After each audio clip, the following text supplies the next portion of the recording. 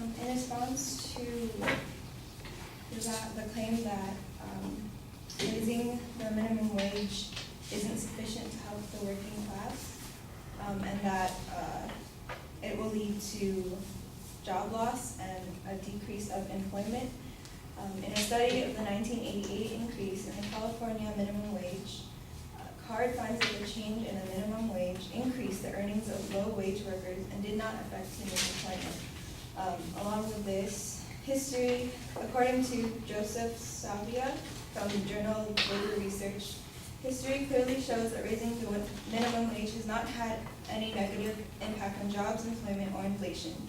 In the 4 years after the last minimum wage increase passed, the economy experienced its strongest growth in over 3 decades. More than 11 million new jobs were added at a pace of 232,000 per month. The Center for American Progress released a comprehensive report in June of 2012 on the effects of raising the minimum wage during periods of high unemployment. The study analyzed 5 academic studies of increases in the minimum wage during periods of high unemployment that included different geographical areas and time periods. The report concluded that raising the minimum wage during times of high employment does not increase job loss. In response to employers and businesses having to change the way they work to allow the raise of minimum wage, employers are actually able to afford this wage and it can benefit them. The National Employment Law Project released a study in July of 2012. The study reported that the majority of low-income workers are employed by large employers who have recovered from the economic recession. The study concluded that taken together, these indicators show that the nation's top low-wage employers can readily afford to pay for a higher minimum wage for their lowest-paid employees. In addition to this, a study by Zainab Tom, an expert on the retail sector at Massachusetts Institute of Technology, found that paying higher wages in the retail sector increases profitability as higher paid workers are more productive and generate higher sales. So raising the minimum wage will give the workers more incentive to be more productive, which is a benefit for their employers. Another example is research has shown that raising wages in low-wage industries reduces employee turnover and increases productivity. A study of the effect of wage increases at the San Francisco airport found that turnover among security screeners dropped from 95% to 19% when wages were raised from $6.45 to $10 per hour. The minimum wage will in fact help reduce poverty. Any income gained from a minimum wage increase dissipates substantially, perhaps even evaporates within 2 years. According to the American Economic Review, this result is consistent with the empirical finding that many individuals who earn the minimum wage at a point in time will earn well above the minimum wage 2 years later. And as the first affirmative speaker mentioned, that another country also has increased their minimum wage, that's Belgium. Another country that has done this is Canada. According to Labor Economics, believe that a higher minimum wage is an effective tool for reducing poverty and improving the welfare of low-income households.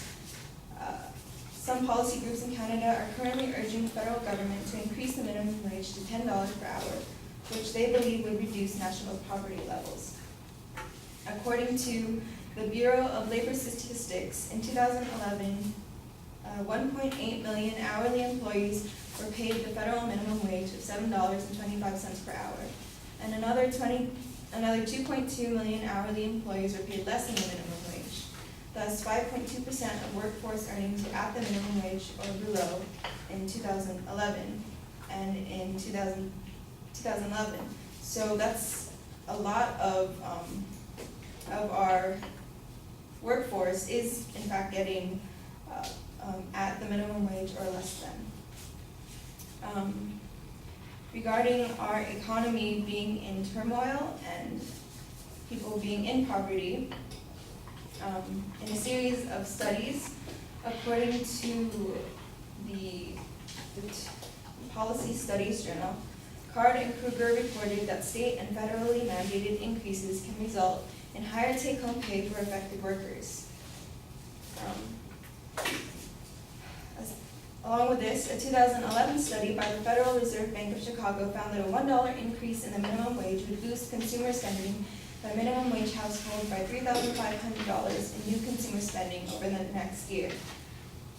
And the fact that these low-income families will have more money to spend, according to John Cooper, who owns Spectronics Corporation, more than 70% of our nation's economy is driven by consumer spending, and increasing the minimum wage will allow low-wage workers to buy food, clothing, and other essentials, putting money right back into local businesses. So if we raise the minimum wage, not only will low-income families be able to have more money to spend on essentials and necessities, but that money will go right back into the economy and help to reduce poverty.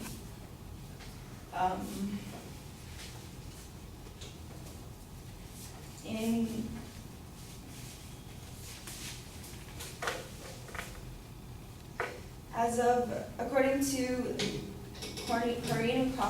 Corinne Crawford and Constance Crawford, who wrote The Minimum Wage, A Minimum Standard of Living Necessary for Health, as of 2010, the top 1% of American households held 35.4% of the net wealth, whereas the bottom 95% held 36.9% of the net wealth. It is believed that the United States will not be able to fix the economy without addressing income inequality. And according to the same study, the study cites that the failure to raise the minimum wage is the primary cause of this wage inequality. So overall, raising the minimum wage will help to reduce poverty and does not have an effect on loss of jobs and employment.